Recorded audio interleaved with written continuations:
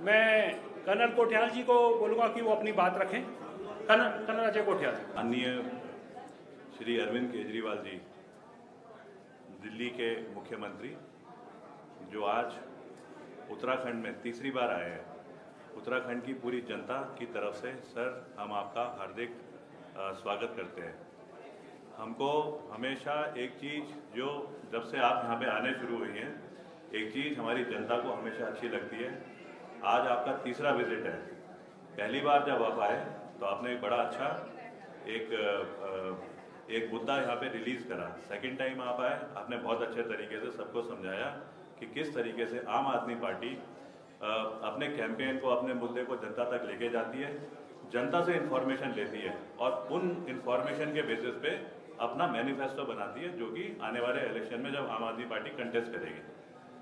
मेरे को याद है जब आपने एक कैंपेन प्लान करा था जिसमें अजय कोठियाल को डिटेल करा गया था कि जगह जगह जा कर के लोकल लोगों से संवाद करे, युवाओं से इंटरेक्शन करे और पूछे कि क्या इश्यूज हैं जो कि आज जनता सोचती है सरकार को प्रायोरिटी देनी चाहिए जिनको।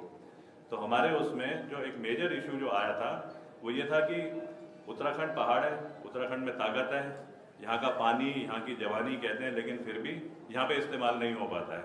और इसमें कोई शक नहीं है कि अगर हम देखें उत्तराखंड के यूथ को, तो वो बंडल है एनर्जी का, वो ताकत है उसके अंदर कि उसको थोड़ा चैनलाइज करने की जरूरत है। उसके अंदर पूरी क्षमता है कलाम साहब बनने की, उसमें कहीं पे भी वो क्षमता नहीं है कि वो दाऊद इब्राहिम बने। आज उसी यूथ को, जब से उत्तराखंड पिछले मतलब 20-21 साल पहले एक आंदोलन के बाद में यूपी से अलग हुआ, उस यूथ को, उस यूथ के परिवार को, उस यूथ के जो रिश्ते आ रहे हैं, सबको ना एक चिंता होनी शुरू हो गई है कि लड़का तो हमारा बड़ा स्ट्रांग है, फौज में जाता है तो अलग ही एक प्रकार की उसकी छवि होती है, लेकिन इसके भविष्य में इसने क्या करना है वो ना उसे जानकारी नहीं होती। अब क्योंकि सारी उसके अंदर एनर्जी है, ताकत है, और उसको क्योंकि भविष्य में क्या करना है, कैसे उसको रोजगार मिले, किस तरीके से वो एक मोटिवेटेड अच्छी कैरेक्टर बिल्डिंग के बाद में इस सोसाइटी में अपना योगदान दे सके, वो एक बहुत बड़ा इशू आज उत्तराखंड में आ गया है। जो कैंपेन करने के तरीके आम आदमी पार्टी के हैं, अब मेरे को जब पहली बार आपने डिक्लेयर करा था कि 300 यूनिट बिजली फ्री में देंगे, कोई 10,60,65,000 लोगों ने रजिस्ट्रेशन कराया है, वो जो गारंटी कार्ड है, तो इसका मतलब किस तरीके से कैंपेन को हमने समझाया होगा 1-1.5 महीने के अंदर, जो कि जनता के अंदर जिसकी जानकारी बढ़ी। ऐसे ही अगला कैंपेन फिर शुरू हुआ, फिर उसके बाद तीसरा कैंपेन शुरू हुआ। आज युवा को जो रोजगार देने की बात होती है, उसका तो एक एग्जाम्पल मैं खुद भी हूँ। जब हम NIM में इंडियन आर्मी से डेपुटेशन पे आए और 5-6 साल में जब हमारे पास कोई अथॉरिटी नहीं थी, हमारे पास कोई पावर नहीं थी, तब एक सोच के साथ में हमने एक ऑर्गेनाइजेशन बनाई जिसका नाम पड़ा यूथ फाउंडेशन। और उस यूथ फाउंडेशन के जरिए आज Indian army, paramilitary forces, belted uniform forces, Uttarakhand police, इसमें कोई 10,15,000 लोग लड़के भर्ती हो चुके हैं। तो रोजगार के तो मेरे को लगता है कि हमें ना बहुत अच्छे तरीके से ये समझ में आती है कि उत्तराखंड में जो रिसोर्सेज हैं उनको कैसे यूटिलाइज करा जाएगा। बीच में अगर आप लोगों को सभी को जानकारी है कैसे हम चेक करते हैं कि कहाँ पे एरर हो रही है, तो बीच में एक स्टेज ऐसे आई कि किसी एक डिपार्टमेंट में सरकार के, जहाँ पे कि रोजगार देने की जगह उस डिपार्टमेंट ने एक जो आउटसोर्सिंग एजेंसी बना रखी थी, वो कैसे करप्शन का एक मॉडल क्रिएट कर रही थी, लड़कों को नौकरी से निकाल करके और दोबारा नौकरी देने के लिए पैसे दे करके, उनसे मांग करके। तो उसको हमने भी ट्राई करने के लिए अप्लाई करा था, ये सबको जानकारी है। और हमको भी चौकीदार की नौकरी मिली थी 8,000 कोई 500 रुपये की अल्मोड़ा में। उसके बाद हमने उस इश्यू को सरकार के सामने रखा और सरकार को वो मॉडल बताने की कोशिश करी है कि किस तरीके से आप अगर गवर्नेंस का सिस्टम है वो चलाएं। अगर गवर्नेंस का सिस्टम ठीक चलेगा तो चीज़ें बहुत ही अच्छी होंगी। अरविंद केजरीवाल सर जब एक एक कैंपेन को लेकर के आते हैं, तो यहाँ पे क्या हो रहा है, मेरे को लगता है आज भी जैसी अभी आप जब इसके बाद में सबको आपका संबोधन होगा, मेरे को पक्का यकीन है कि उत्तराखंड की आज राजनीति में जो एक चीज़ रोज़ दिखाई दे रही है कि बीजेपी वाले कांग्रेस में जा रहे हैं, कांग्रेस वाले बीजेपी में जा रहे हैं, बीजेपी की लीडरशिप अपने ही विधायकों को देख रही है, इनमें से कोई टूट तो नहीं रहा है, और कांग्रेस की लीडरशिप अपने विधायकों को या अपने लीडर्स को देख रही है, ये टूट तो नहीं रहे हैं, कहीं दूसरे में तो नहीं जा रहे। रोज़ ये चर्चा चल रही है, क्योंकि आज आप जब डिक्लेयर करेंगे, जैसे आपने ट्वीट में बोला कि मैं इस बार उत्तराखंड के यूथ के बारे में सोच करके आया हूँ, तो सारा यूथ आज इस जरिए, इस प्लेटफॉर्म से आपके संबोधन को सुनने का इंतजार कर रहा है। और उस यूथ के माँ बाप जो ये कहते हैं कि मेरा लड़का तो 20 साल का है, इसका तो चलो भविष्य हमें लगता है कि अंधकार में है, लेकिन जो मेरा दूसरा लड़का है 15 साल का, जब वो 5 साल के बाद में 20 साल का होगा, हमें तो दिखता है उसका भी भविष्य अंधकार में है। अगर ऐसी सोच आज समाज में, ऐसी जनता में, ऐसे हमारे रिश्तेदारों में आ रखी है, उस सोच को तो तोड़ने की जरूरत है। और शायद इसी चीज के लिए बेसब्री से सब लोग आज अरविंद केजरीवाल सर का संबोधन का इंतजार कर रहे हैं। और मेरे को पक्का यकीन है इसके बाद दूसरी चीज ये भी होगी कि कांग्रेस और बीजेपी पे जब हम कोई रेस करते हैं उसके बाद हमें टारगेट करना शुरू कर देती है। जैसे इसके बाद दोबारा लड़ाई शुरू हो जाएगी, उस चीज पे कर तो पाएंगे नहीं वो, कि कैसे हम भी रोजगार करेंगे, कैसे हम भी युवाओं की तरफ आगे बढ़ेंगे। ज्यादा नहीं बोलते हुए सर अरविंद केजरीवाल जी को मैं रिक्वेस्ट करूंगा कि वो अपने संबोधन के जरिए जो हौसला टूटे हुए यूथ हैं उनको मोटिवेट करें और उनको बताएं कि क्या स्कीम आम आदमी पार्टी लेकर के आ रही है। सबसे पहले देवभूमि को दंडवत, देवभूमि के सभी साथियों को, सभी लोगों को मेरा प्रणाम। चार धाम की यात्रा शुरू होने पे सभी लोगों को बहुत बहुत बधाई। उत्तराखंड को बने हुए 21 साल हो गए। इन 21 सालों में इन पार्टियों ने, इन नेताओं ने उत्तराखंड की दुर्दशा करने में कोई कसर नहीं छोड़ी। नदियां लूट ली, पहाड़ लूट लिए, जंगल लूट लिए, जो मिला वही लूट लिया है। आज पिछले कुछ दिनों से, पिछले कुछ महीनों से कोटियाल साहब के साथ बैठ के, उत्तराखंड के लोगों के साथ बैठ के, देवभूमि के लोगों के साथ बैठ के इन 21 सालों की दुर्दशा को 21 महीनों में ठीक करने का हम लोग प्लान बना रहे हैं। और वही प्लान एक एक करके आप लोगों के सामने लेके आ रहे हैं। कैसे स्कूल बनाए जाएंगे, कैसे अस्पताल खोले जाएंगे, कैसे 24 घंटे बिजली मुहैया कराई जाएगी, कैसे सड़कें ठीक की जाएंगी, कैसे खेती ठीक की जाएगी, कैसे रोजगार मुहैया कराए जाएंगे। इन सारी चीज़ों के ऊपर जो 21 साल में इन सब ने मिलकर दुर्दशा की है, इस दुर्दशा को 21 महीनों में ठीक करने का पूरा प्लान हम लोगों ने उत्तराखंड के लोगों के साथ मिलकर तैयार किया है। उस प्लान का पहला बिंदु मैं अभी जब कुछ हफ्ते पहले आया था तब आपके बीच में रखा था कि लोग बिजली के बिलों से परेशान हैं, किसान बिजली के बिलों से परेशान हैं, पुराने अनाप शनाप बिलों से परेशान हैं। तो हमने कहा कि जैसे दिल्ली में करके दिखाया, दिल्ली में आज लगभग 73% लोगों को मुफ्त बिजली मिलती है। हमने करके दिखाया है, हम झूठे वादे नहीं करते।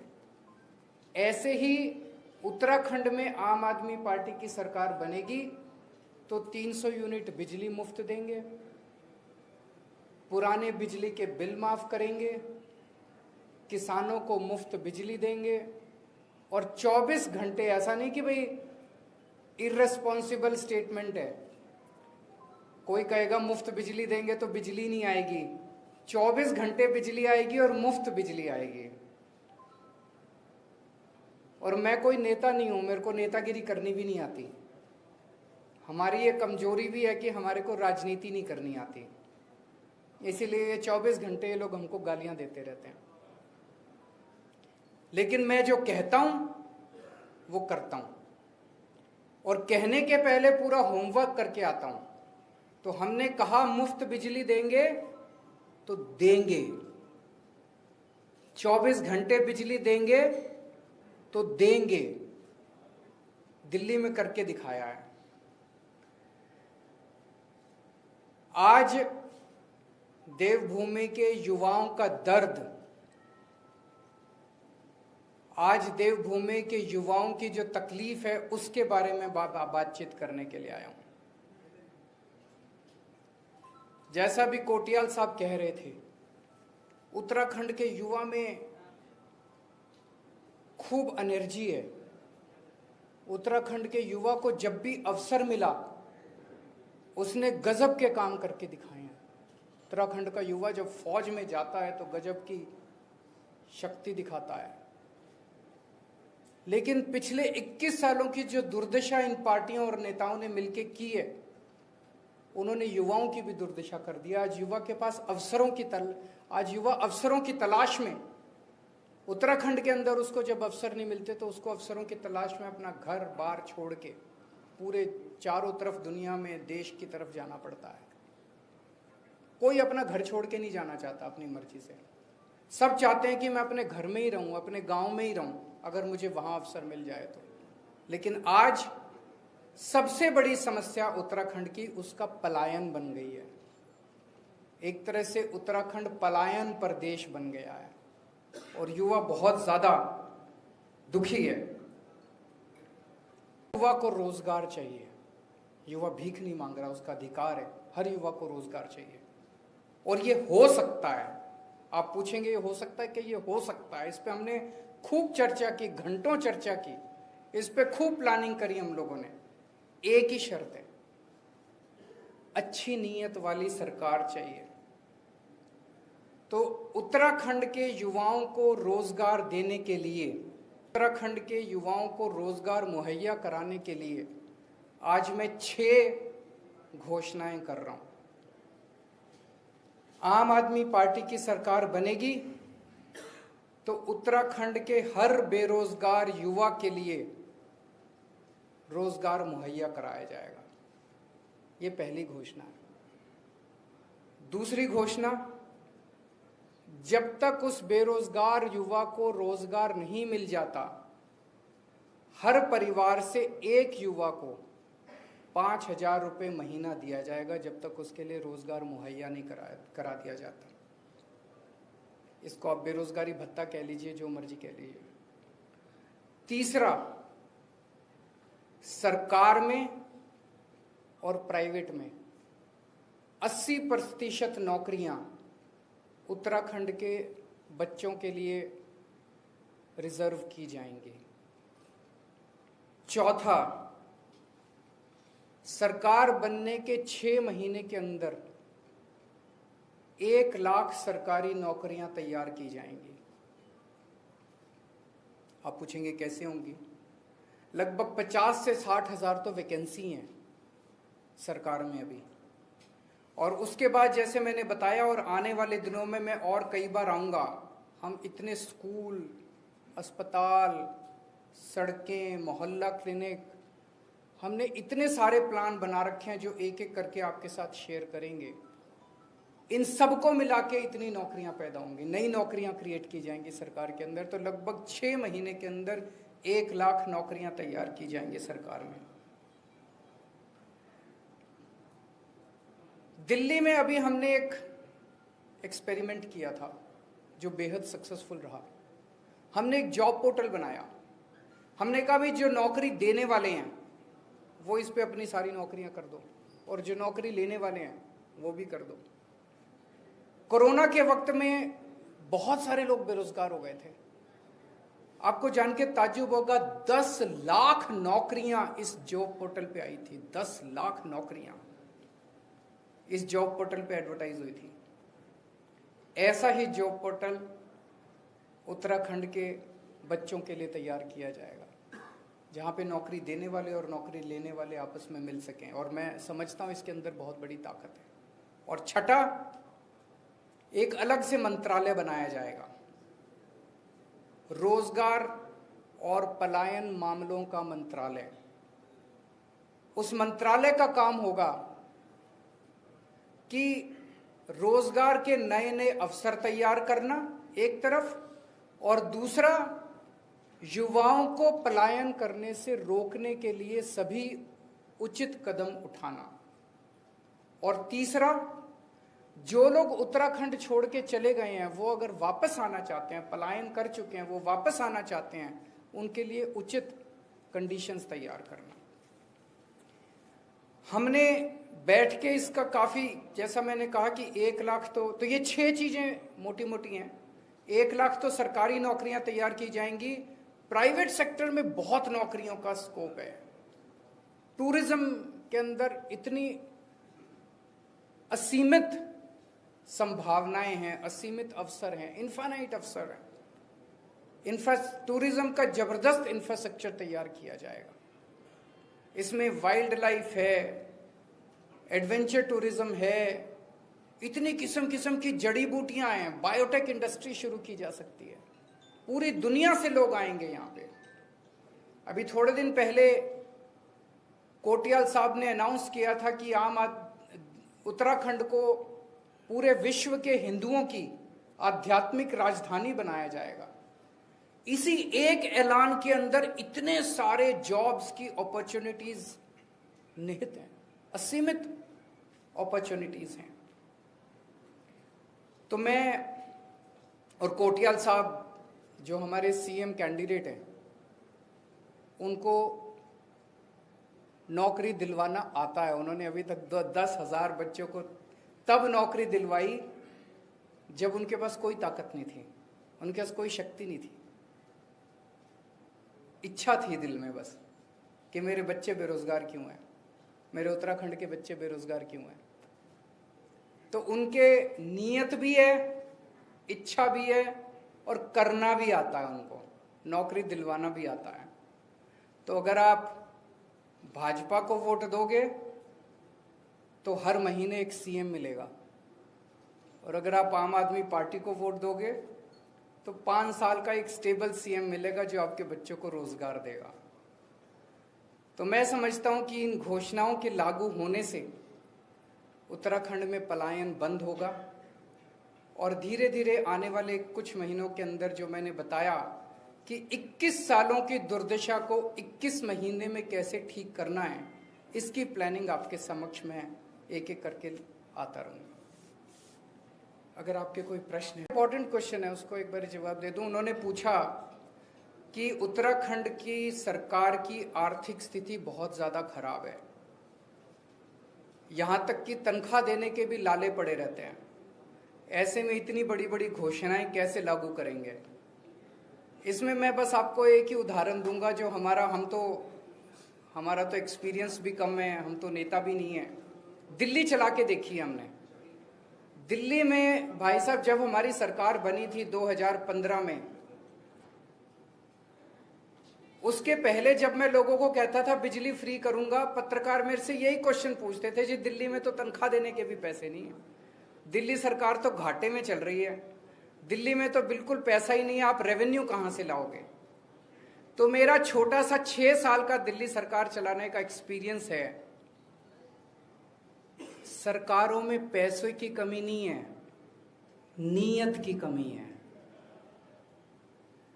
हमने 6 साल के अंदर, आज ये मैं नहीं कह रहा, सीएजी की रिपोर्ट आई है 2019 की, आप पढ़ना सीएजी की रिपोर्ट। 2015 में हमने सरकार बनाई, 4 साल के अंदर दिल्ली का जो घाटे का बजट आता था, 4 साल के अंदर वो नफे का, प्रॉफिट का बजट आने लग गया। सीएजी की रिपोर्ट है कि पूरे देश में अकेले दिल्ली सरकार है जो नफे का बजट दे रही है। क्यों? हमने क्या किया? भ्रष्टाचार खत्म कर दिया। एक छोटा सा उदाहरण देता हूं, एक फ्लाईओवर बनना था, वजीरपुर फ्लाईओवर, कभी जाओ तो देख लेना, 325 करोड़ का बनना था। अब सरकार में अगर कोई 325 करोड़ का फ्लाईओवर बनना हो और उसका एस्टीमेट 325 करोड़ हो, तो वो बनते बनते बनते बनते 1500 करोड़ का बनता है कि नहीं बनता? और अगर 2 साल में पूरा होना तो 10 साल में पूरा होता। हमने 325 करोड़ का फ्लाईओवर 200 करोड़ में बना दिया। मुझे लगता है आजादी के बाद की पहली सरकार होगी जो 325 करोड़ का फ्लाईओवर सरकारी 200 करोड़ में पूरा करती होगी। हर काम में पैसे बचाते हैं भाई साहब। तो सरकार में पैसे की कमी नहीं है। जितनी घोषणाएं मैं कर रहा हूं, ये सारी एक एक घोषणा पूरी होगी। एक मौका कोटियाल साहब को देके देखो आप लोग। किसी से नहीं लेंगे भाई साहब, थैली लेंगे तो आपसे लेंगे। 1 मिनट, उनका प्रश्न का जवाब सुन लीजिए। उनका प्रश्न ये है कि कोटियाल साहब को तो सीएम कैंडिडेट बना दिया, अब आपने अपनी पार्टी के कुछ वो अनाउंस किए हैं, अधिकारी प्रभारी अनाउंस किए हैं तो क्या इनको आप कैंडिडेट बनाएंगे या कैंडिडेट दूसरी पार्टियों से जो थैलियां पैसे की लेके आएंगे उनको बनाएंगे? पहली चीज़ तो हमारी पार्टी में थैली का सिस्टम नहीं है। जैसा मैंने कहा, हमें राजनीति भी नहीं करनी आती और भ्रष्टाचार भी नहीं करना आता। ये हमारे खून में ही नहीं है, पहली चीज़। दूसरी चीज़, इनमें से कई लोग कैंडिडेट भी बनेंगे और कई लोग पार्टी की जिम्मेदारी भी संभालेंगे। पार्टी भी संभालनी जरूरी है। अगर सारे कैंडिडेट बनेंगे तो पार्टी कौन चलाएगा? कुछ कैंडिडेट भी बनेंगे और कुछ। तीसरी चीज, दूसरी पार्टियों के अंदर अच्छे लोग आज बहुत ज्यादा वो महसूस कर रहे हैं, घुटन महसूस कर रहे हैं। सभी अच्छे लोग, जो जो उत्तराखंड का विकास चाहता है, जो जो उत्तराखंड के युवाओं के रोजगार के लिए, बिजली के लिए, पानी के लिए, सड़क के लिए लड़ना चाहता है और जो ईमानदार है, उन सब का आम आदमी पार्टी में स्वागत है। सब लोग अपनी अपनी पार्टियां छोड़ दो और आम आदमी पार्टी में आ जाओ। हाँ, ये गड़बड़ हो गई माइक, अगली बार से माइक की हाँ। सबसे पहले मैं आपसे सहमत हूँ जी, मैं माफी मांगता हूँ। आज जो कार्यक्रम के शुरू में अराजकता हुई उसके लिए पूरी तरह से पार्टी जिम्मेदार है, लेकिन आप लोगों ने जितना सहयोग किया उसके लिए मैं सभी पत्रकारों का तहे दिल से शुक्रिया अदा करता हूँ। उसको नुकसान नहीं, उसको सब्सिडी कहते हैं। तो दिल्ली के अंदर हम लगभग 2200 करोड़ की सब्सिडी देते हैं बिजली में। अब मोटे मोटे तौर पे मैं आपको एक चीज आपसे पूछना चाहता हूं। एक सरकार है, वो सरकार आपसे 60,000 करोड़ का टैक्स लेती है, सारा पैसा खा जाती है और फिर जब आपके पास आती है कहते हैं जी देखो कोयले के दाम बढ़ गए, ट्रांसपोर्ट के दाम बढ़ गए, अब तो बिजली के दाम बढ़ाने पड़ेंगे, और वो आपके बिजली के दाम बढ़ा देते हैं। दूसरी सरकार है, वो भ्रष्टाचार नहीं करती, आपके टैक्स भी नहीं बढ़ाती, उतना ही 60,000 करोड़ का टैक्स है, उसमें से पैसे बचा लेती है। जैसे हम घर में पैसे बचाते हैं, अपने बच्चों के लिए पैसे बचाते हैं पेट काट के, वो आपके लिए पैसे बचा लेती है। और जब पैसे बच जाते हैं तो कहते हैं यार थोड़ी सी बिजली सस्ती कर लो, बिजली मुफ्त ले लो। बताओ दोनों में से कौन सी सरकार ज्यादा अच्छी? वही सरकार ज्यादा अच्छी। हमने टैक्स नहीं बढ़ाया दिल्ली में, उसी टैक्स के अंदर उल्टे टैक्स कम कर दिए। जब हमारी, अब तो खैर जीएसटी आ गया, जब पहले 2 साल हमारी दिल्ली में सरकार थी, हमने वैट के रेट सारी चीजों पे 12% से कम करके 5% कर दिए थे। टैक्स के रेट कम कर दिए, टैक्स की चोरी बंद कर दी। कलेक्शन हमारी 30,000 करोड़ से 60,000 करोड़ हो गई दिल्ली के अंदर। उसी से आप लोगों को फायदा पहुंचाया, हमने कोई एक्स्ट्रा टैक्स नहीं लगाया उसी चीज को। इसी तरह से उत्तराखंड के अंदर उत्तराखंड के फाइनेंसेस को ठीक किया जाएगा, चोरी को बंद किया जाएगा, भ्रष्टाचार को खत्म किया जाएगा। इसीलिए हम एक ईमानदार आदमी को मुख्यमंत्री का कैंडिडेट बना रहे हैं। ये गरीबों की बात है भाई साहब। आज रोजगार गरीबों को चाहिए कि नहीं चाहिए बताओ? एक मिनट, ये बड़ा इंपॉर्टेंट क्वेश्चन है। एक मिनट देखो, एक मिनट सुनो। अगर हम बिजली मुफ्त दे रहे हैं, इससे गरीबों को फायदा है कि नहीं है? अगर हम 24 घंटे बिजली देंगे, गरीबों को फायदा। अगर मैं किसानों की बिजली माफ कर रहा हूं, किसान तो सबसे गरीब तबका है अपने देश का, कौन बात करता है किसानों की? बस वोट लेने जाते हैं। अगर मैं सरकारी स्कूल ठीक करता हूं, सरकारी स्कूल में समाज का सबसे गरीब तबके का बच्चा जाता है। अगर मैं एक मिनट क्या पार्टी के जो मंच पे बैठे हुए मंचासीन लोग होते हैं, मैं उनकी बात कर रहा हूं, उसमें गरीब आदमी शामिल नहीं है। अब मतलब ये सारे कोई साहूकार तो है नहीं जी, ये सारे आम लोग हैं आप ही की तरह। हाँ जी, रोजगार, हाँ रोजगार मुहैया कराना है सबको। रोजगार मुहैया कराने के कई सारे कदम उठाए जाएंगे। सरकार बनाएगी, जब सरकार, दिल्ली सरकार ने, सुनिए एक मिनट, अच्छी बात बोली आपने। आज अगर आम आदमी पार्टी करे, कोई इंडस्ट्री उस पर आके एप्लीकेशन नहीं डालेगी, कोई इंडस्ट्री उसको तवज्जो नहीं देगी। आज अगर आम आदमी पार्टी करे, कोई अप्लाई भी नहीं करेगा। कौन करेगा? कहेंगे अपनी पार्टी का नाम चमका रहे हैं जी, डेटा इकट्ठा कर रहे हैं। जब सरकार करती है, उसका खूब प्रचार करती है। आप खुद देखो कि दिल्ली के अंदर जैसे ही हमने डाला, 2 से 3 महीने के अंदर, जब हमने जॉब पोर्टल कोरोना के टाइम में बनाया, 2 से 3 महीने के अंदर 10 लाख नौकरियां उस पर एडवर्टाइज हो गई। मैं तो खुद आश्चर्य, जब मैंने बनाया था मुझे उम्मीद थी कि अगर 1 लाख भी नौकरियां आ जाएंगी तो मैं उसको बड़ा सक्सेसफुल समझूंगा। 10 लाख नौकरी तो सरकार बनाएगी, उत्तराखंड सरकार करेगी ये काम, हम नहीं बदलेंगे। पार्टी का क्या यही रूटीन रहेगा? हम नहीं बदलेंगे, हमारा एक ही मुख्यमंत्री आपके सामने बैठा है। आखिरी क्वेश्चन, लास्ट क्वेश्चन। कोई नहीं है हमारे संपर्क में, कोई नहीं है।